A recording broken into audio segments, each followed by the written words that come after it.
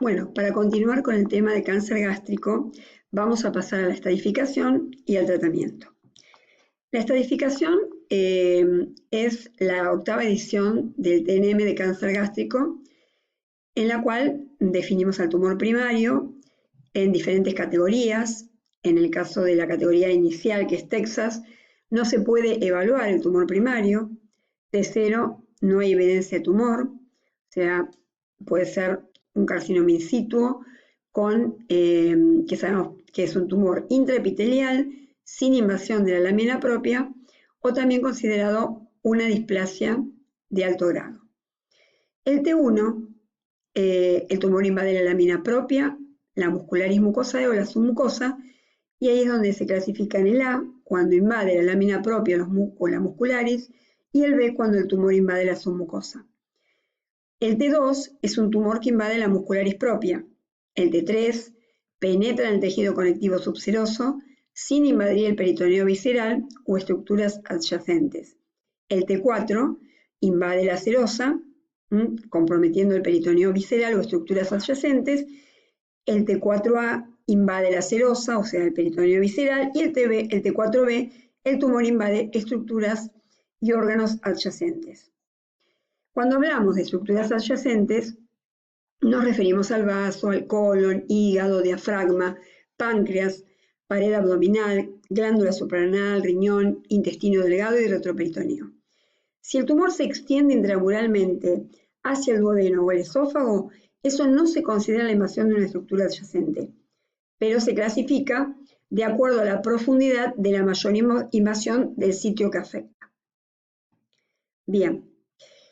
Con respecto al N, que es lo vinculado fundamentalmente al compromiso ganglionar, el NX no se pueden evaluar, ganglios regionales, el N0 no tiene afectación de ganglios linfáticos regionales, el N1 compromete 1 a 2 ganglios, el N2 3 a 6 ganglios, el N3 tiene metástasis en 7 o más ganglios, correspondiendo el N3A al compromiso de 7 a 15 ganglios y el N3B al compromiso de 16 o más ganglios regionales.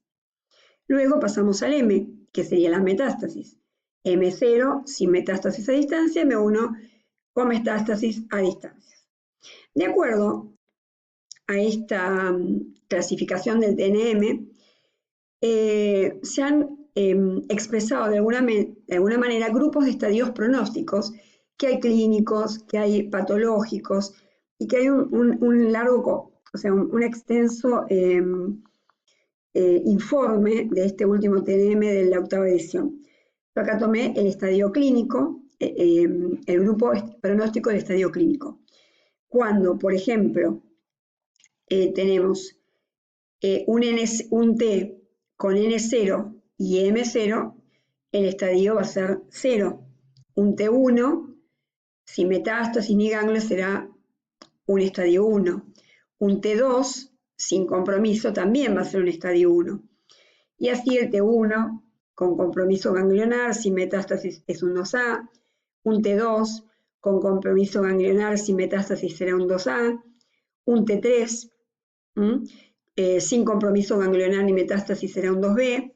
Un T4A sin metástasis ni compromiso ganglionar, un 2B. El T3 con compromiso ganglionar, sin metástasis, un grado 3. El T4, que tendría compromiso, por ejemplo, un T4A con compromiso ganglionar y sin metástasis sería un estadio 3. Y un tumor 4B con cualquier compromiso ganglionar sin metástasis sería un 4A. Y si tiene metástasis sería un 4B. De manera que si tenemos un T1 sin ganglios ni metástasis o un T2 sin ganglios ni metástasis, estaríamos hablando de un estadio 1. Siempre los estadios se correlacionan con el pronóstico y van a derivar las acciones terapéuticas de estos estadios. El tratamiento del cáncer gástrico puede realizarse con cirugía, quimioterapia, radioterapia, resección endoscópica, pudiendo combinarse algunos de estos tratamientos de acuerdo al estadio. El tratamiento del cáncer gástrico temprano puede consistir únicamente en la resección endoscópica, para lo cual debe reunir determinados criterios. Por un lado, la alta probabilidad de resección en bloque, la histología del tumor, un adenocarcinoma diferenciado, confinado a la mucosa, sin invasión venosa o linfática, o ser un tumor menor de 2 centímetros, igual o menor de 2 centímetros y sin ulceración. Hay algunos centros o comités que han tratado de generalizar más esta clasificación y, por ejemplo, permitir que el tumor tenga ulceración para hacer la resección endoscópica o tenga mayor compromiso. Los centros con más experiencia en las resecciones siguen tratando de ser bastante estrictos con estos criterios. Por ejemplo, acá vemos un tumor gástrico y la resección endoscópica, que obviamente se hace con una metodología endoscópica, con herramientas que pueden cortar y de alguna manera resecar el tumor. También hay otra práctica que es la disección endoscópica, que se hace con la metodología endoscópica, pero con una especie de bisturí. Bien, ¿qué complicaciones tiene la resección endoscópica? Puede haber sangrado, puede haber perforación de la pared gástrica, aunque en manos experimentadas estas complicaciones son raras. Y la gran ventaja de la resección endoscópica es que se puede realizar en pacientes ambulatorios, que se pueden quedar unas horas en observación y luego irse a su casa. Hay algunos estudios actualizados al 2022 sobre qué ocurre con la resección endoscópica. Un 97% de los pacientes logran la remisión después del tratamiento endoscópico inicial. Sin embargo, se pueden desarrollar lesiones recurrentes o metacrónicas en un 30% aproximadamente. Esto es un estudio que se siguió en los pacientes a 57 meses, pero afortunadamente todos estos pacientes, al ser seguidos muy de cerca, se pudieron volver a realizar la misma terapéutica endoscópica y se pudieron seguir controlando en el tiempo. De manera que tiene un 97% de remisión en el tratamiento inicial. Bien, la gastrectomía se reserva, obviamente que es gastrectomía con resección también de los ganglios linfáticos, y que a veces puede ir precedida por una quimioterapia neoadyuvante previa, ¿no? Las metástasis de los ganglios linfáticos se asocian con la recurrencia del tumor.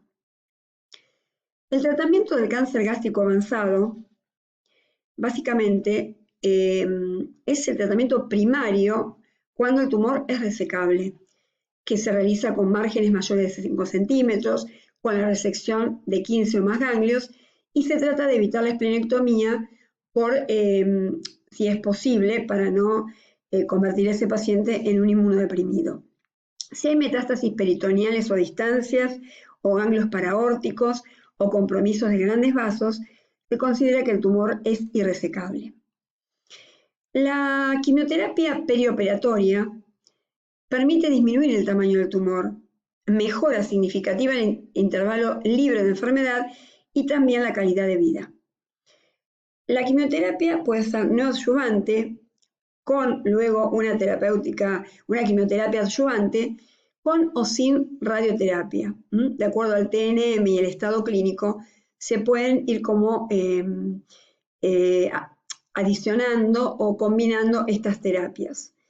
Algunas de las drogas usadas como quimioterápicos pueden ser el docetaxel, oxaliplatino, epirubicina, cisplatino y capecitabina.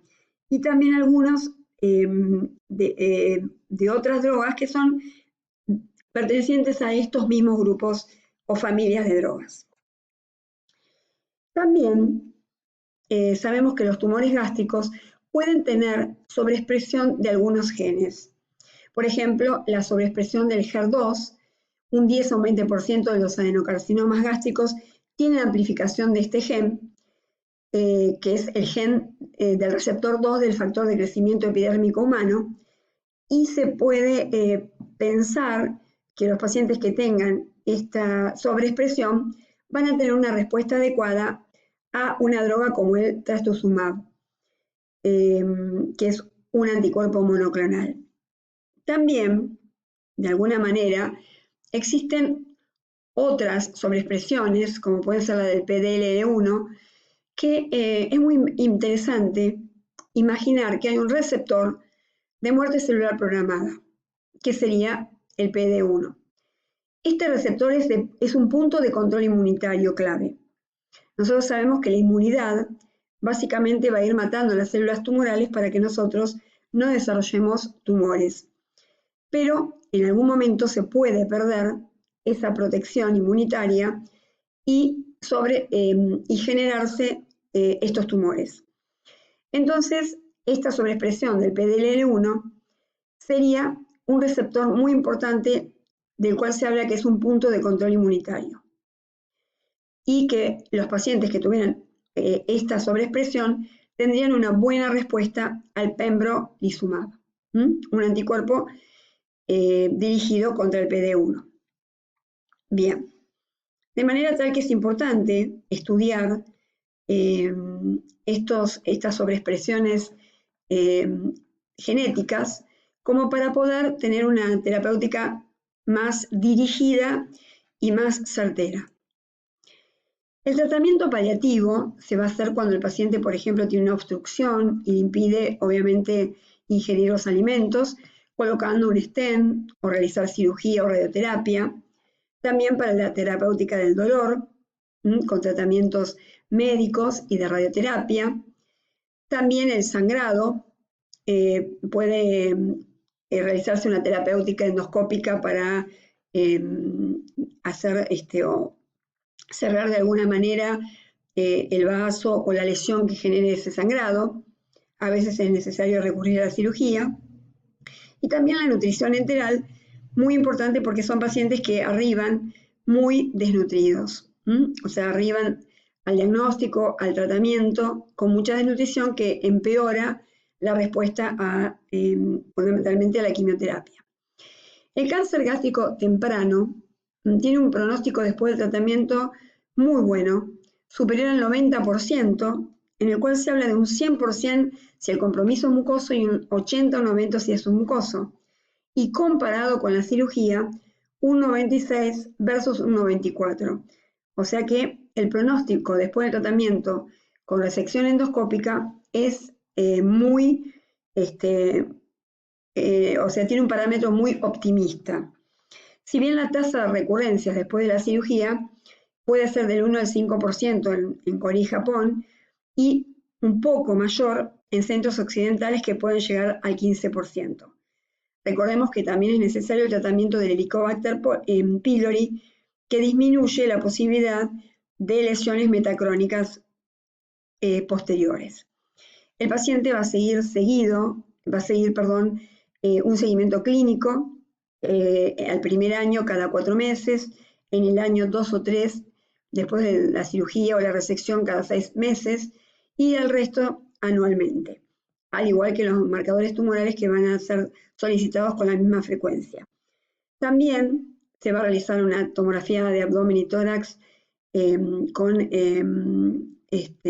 contraste oral endovenoso anual en los primeros 3 años y una endoscopía si hay una sospecha de recidivo o complicación.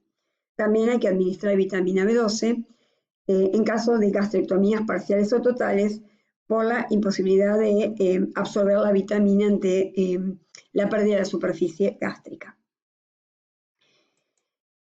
Para finalizar, acá queda en el video en qué casos se hace el estudio genético de estos tumores gástricos, donde hay 2 o más casos de familiares menores de 50 años con cánceres y qué tipo de determinación genética se hace.